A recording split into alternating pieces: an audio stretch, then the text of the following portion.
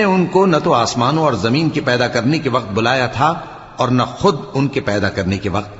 اور میں ایسا نہ تھا کہ گمراہ کرنے والوں کو مددگار بناتا۔ اور جس دن اللہ فرمائے گا کہ اب میرے شریکوں کو جن کی نسبت تم معبود ہونے کا گمان رکھتے تھے بلاؤ،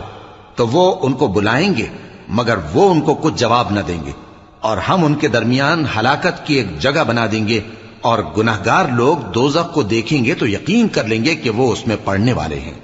اور اس سے بچنے کا کوئی راستہ نہ پائیں گے۔ اور ہم نے اس قرآن میں لوگوں کے سمجھانے کے لیے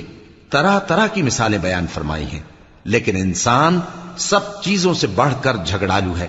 اور لوگوں کے پاس جب ہدایت آ گئی تو ان کو کس چیز نے منع کیا کہ ایمان لائیں اور اپنے پروردگار سے بخشش مانگیں، بجز اس کے کہ اس بات کے منتظر ہوں کہ انہیں بھی پہلوں کا سا معاملہ پیش آئے یا ان پر عذاب سامنے سے آ جائے۔ اور ہم جو پیغمبروں کو بھیجا کرتے ہیں تو صرف اس لیے کہ لوگوں کو اللہ کی نعمتوں کی خوشخبریاں سنائیں اور عذاب سے ڈرائیں۔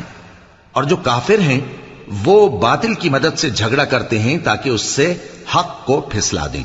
اور انہوں نے ہماری آیتوں کو اور جس چیز سے ان کو ڈرایا جاتا ہے اسے ہنسی بنا لیا ہے۔ اور اس سے بڑھ کر ظالم کون،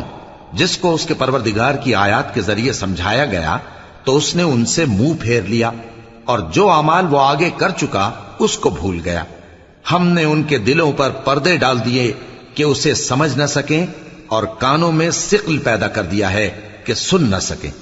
اور اگر تم ان کو رستے کی طرف بلاؤ تو کبھی رستے پر نہ آئیں گے، اور تمہارا پروردگار بخشنے والا صاحب رحمت ہے۔